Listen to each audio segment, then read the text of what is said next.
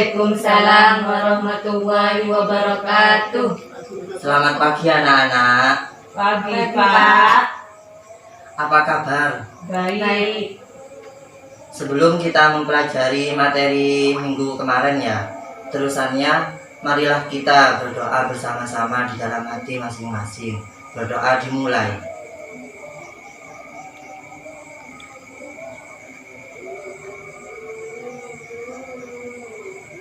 Berdoa selesai. Selanjutnya kita akan mempelajari genetika dan kritik dalam anekdot. Di dalam genetika dan kritik dalam anekdot itu di dalamnya ada definisi, fungsi dan tujuan, ciri-ciri serta jenis anekdot. Selanjutnya makna tersirat dalam teks anekdot, dan selanjutnya konstitusi makna tersirat dalam anekdot, dan selanjutnya struktur dan kebahasaan teks anekdot. Yang terakhir penyusunan dan penceritaan teks anekdot. Kita memasuki pelajaran definisi, fungsi dan tujuan, ciri serta jenis anekdot. Di dalam definisi, fungsi dan tujuan, ciri serta jenis anekdot itu di dalamnya ada fungsi, tujuan, dan anekdot, dan ciri-ciri anekdot, dan jenis-jenis anekdot. Apakah paham semuanya anak-anak? Paham, Pak. Kalau sudah paham, marilah kita lanjut materi berikutnya. Selanjutnya, definisi anekdot dan fungsi tujuan anekdot. Definisi anekdot dalam Kamus Besar Bahasa Indonesia, anekdot adalah cerita singkat yang menarik karena lucu dan mengesankan, biasanya mengenai orang penting atau terkenal dan berdasarkan kejadian yang sebelumnya. Selanjutnya, fungsi dan tujuan anekdot.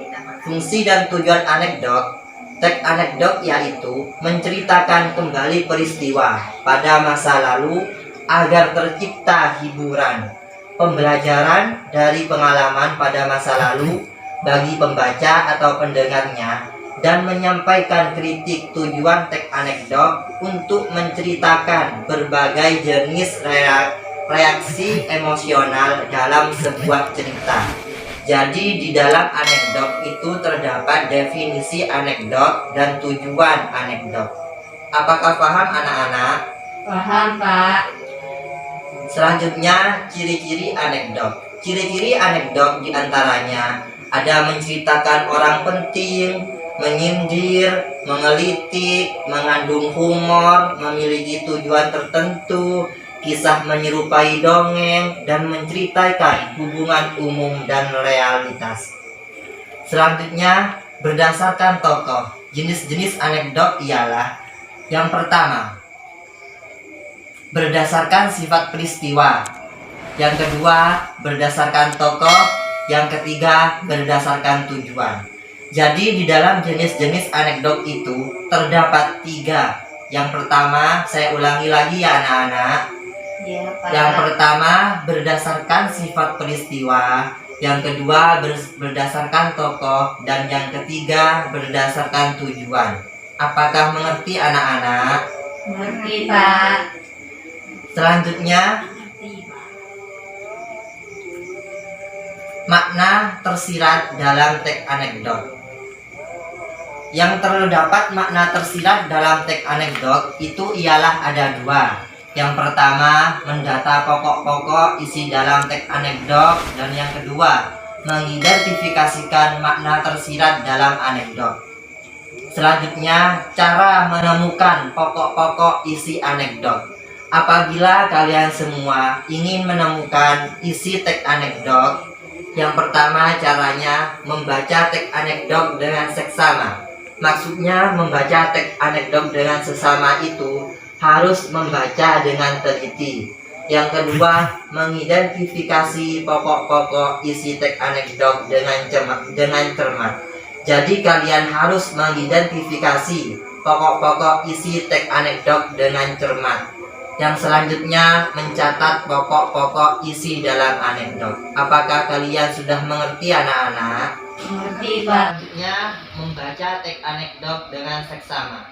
Cara mengidentifikasi makna tersirat dalam anekdot itu ialah ada 3. Yang pertama, cara mengidentifikasi makna tersirat dalam anekdot. Yang kedua, menganalisis pesan, kritik, ataupun nasihat dengan menilai tindakan ataupun dialog yang disampaikan tokoh. Yang ketiga, menyimpulkan makna tersirat berupa pesan, kritik, ataupun nasihat dari cerita. Selanjutnya, konstitusi makna tersirat dalam anekdot. Langkah-langkah menentukan makna tersirat dalam anekdot. Jadi, apabila kalian untuk melakukan langkah-langkah menentukan tersirat dalam anekdot, itu ialah yang pertama, membaca secara keseluruh teks anekdot. Jadi kalian harus membaca semuanya ya, apabila ingin menemukan teks anekdot tersebut. Yang kedua, memahami unsur-unsur dalam teks anekdot. Yang ketiga, menangkap aspek lucu, konyol, dan jengkel dalam teks anekdot. Yang terakhir, menangkap makna tersirat berupa kalimat sindiran atau amanat dari anekdot tersebut. Selanjutnya, struktur dan kebahasaan teks anekdot, yaitu ada 2. Yang pertama, struktur, dan yang kedua, kebahasaan. Struktur anekdot itu terdapat abstraksi, orientasi, krisis, reaksi, dan koda. Apakah kalian sudah mengerti anak-anak? Mengerti, Pak. Kalau kalian mengerti, kita lanjut ya. Pelajaran berikutnya, yaitu membahas kebahasaan anekdot. Yang pertama, menggunakan kalimat relatif, menggunakan konjungsi waktu, menggunakan kalimat tanya, dan menggunakan kalimat interpretasi, dan yang terakhir menggunakan kalimat seru. Jadi apabila kalian ingin memahami kebahasaan anekdot, itulah cara-caranya. Selanjutnya, menyusun dan menceritakan teks anekdot. Jadi, menceritakan teks anekdot dengan pola berbeda, menyusun teks anekdot, dan menceritakan anekdot secara lisan. Jadi, kalian harus menceritakan teks anekdot tersebut dengan secara lisan, bukan dengan secara menulis ya anak-anak. Ya, Pak. Selanjutnya, langkah-langkah menceritakan ulang teks anekdot. Yang pertama, memahami dan membaca isi anekdot dengan seksama. Yang kedua, memahami jalan ceritanya. Yang ketiga, mencatat unsur-unsur pokok anekdot. Dan yang keempat, menceritakan kembali dengan pola dialog ke narasi atau narasi ke dialog berbeda dengan tempat pemberitahuan unsur-unsurnya. Jadi yang terakhir ini, yang dimaksud yang terakhir ini, menceritakan kembali. Kalian menceritakan kembali dengan pola dialog ke narasi atau narasi ke dialog ya. Maksudnya dialog ke narasi atau narasi ke dialog. Jadi harus dibolak-balik ya. Berbeda-beda dengan tepat memperhatikan unsur-unsurnya ya. Apakah kalian paham anak-anak? Paham, Pak. Selanjutnya, langkah-langkah menyusun anekdot. Yang pertama, mengamati lingkungan sekitar. Jadi apabila kalian untuk menyusun kalimat anekdot, kalian harus mengamati lingkungannya tersebut, di mana tempatnya ya. Yang kedua, menentukan tema anekdot yang ingin dibuat. Jadi kalian harus menentukan tema anekdot yang dibuat. Maksudnya menentukan tema itu seperti judul ya anak-anak. Seperti judul, kalian ingin membuat anekdot seperti judul apa? Ingin membuat anekdot sejudul seperti pengembala kambing atau yang lainnya ya anak-anak. Yang ketiga, menentukan suatu yang ingin dikritik. Jadi kalian harus menentukan suatu yang ingin dikritik. Yang keempat, membunuhi unsur humor terhadap masalah atau peristiwa yang ingin dikritik. Yang kelima, membuat narasi anekdot dari awal sampai akhir dengan memasukkan humor tersebut di dalamnya. Jadi yang terakhir, kalian harus membuat narasi. Narasinya berapa lama? Seperti misalnya 180 menit, 150 menit gitu ya anak-anak. Selanjutnya, aspek yang diperhatikan dalam menceritakan anekdot. Yang pertama, sikap badan. sikap badan kalian seumpamanya harus tegap, tidak boleh membungkuk gitu ya anak-anak. Yang kedua, suara. Jadi suara kalian harus menguasai, harus keras, tidak boleh kecil suara kaliannya. Yang ketiga, kewajaran sikap.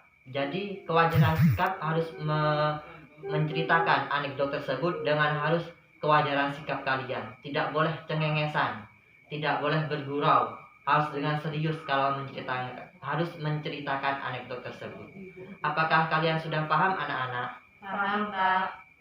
Dan apabila kalian sudah paham dengan materi yang Bapak jelaskan di atas tersebut tadi, dengan materi dialektik dan kritik dalam anekdot, semoga materi di hari ini bermanfaat dengan baik.